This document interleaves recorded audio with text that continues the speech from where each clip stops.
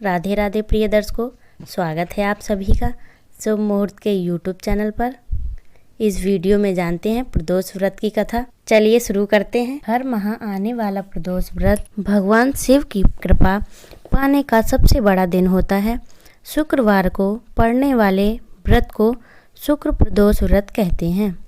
इस दिन किए जाने वाले प्रदोष व्रत से सुख समृद्धि और सौभाग्य का वरदान मिलता है। प्रदोष व्रत की पूजा शाम के समय प्रदोष काल में की जाती है।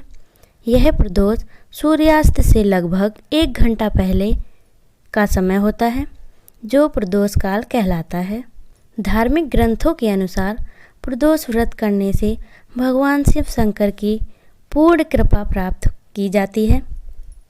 इससे जीवन में किसी प्रकार का अभाव नहीं रह जाता।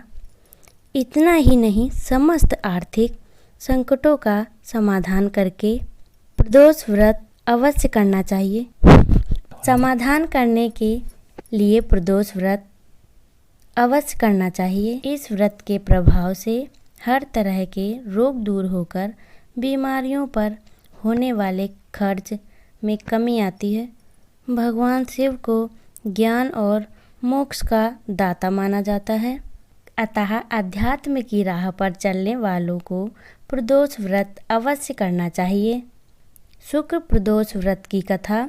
एक नगर में 3 मित्र रहते थे, राजकुमार, ब्राह्मण कुमार और तीसरा धनिक पुत्र। राजकुमार और ब्राह्मण कुमार विवाहित थे।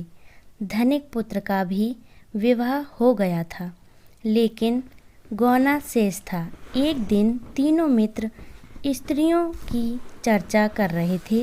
ब्राह्मण कुमार ने स्त्रियों की प्रशंसा करते हुए कहा, नारीहीन घर भूतों का डेरा होता है। धनिक पुत्र ने यह सुना तो तुरंत ही उसने अपनी पत्नी को लाने का निश्चय कर लिया।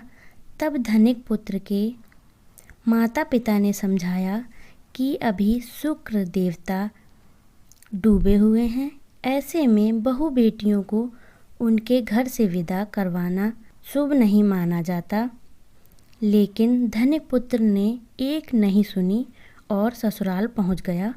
ससुराल में भी उसे मनाने की कोशिश की गई, लेकिन वो जिद पर अड़ा रहा और कन्या के माता पिता को उनकी विदाई करनी पड़ी। विदाई के बाद पति पत्नी शहर से निकले ही थे कि बैलगाड़ी का पहिया निकल गया और बैल की टांग टूट गई।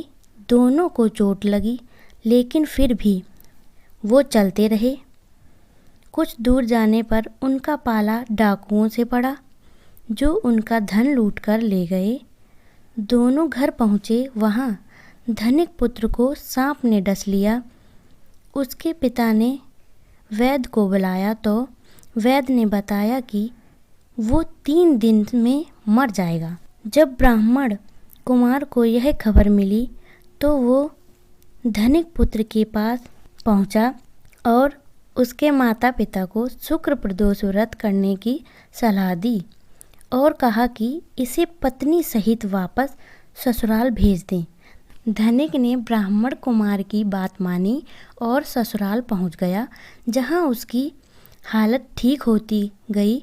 यानी शुक्र प्रदोष के महत्व से सभी घोर कष्ट दूर हो गए। इस दिन कथा सुने अथवा सुनाए तथा कथा समाप्ति के बाद हवन सामग्री मिलाकर 11 या 21 या 108 बार ओम ह्रीं क्लीं नमः शिवाय स्वाहा मंत्र से आहुति दें। उसके बाद शिवजी की आरती तथा प्रसाद वितरित करें। उसके बाद भोजन करें। कहा जाता है कि शुक्रवार को प्रदोष व्रत सौभाग्य और दाम्पत्य जीवन में सुख समृद्धि भर देता है।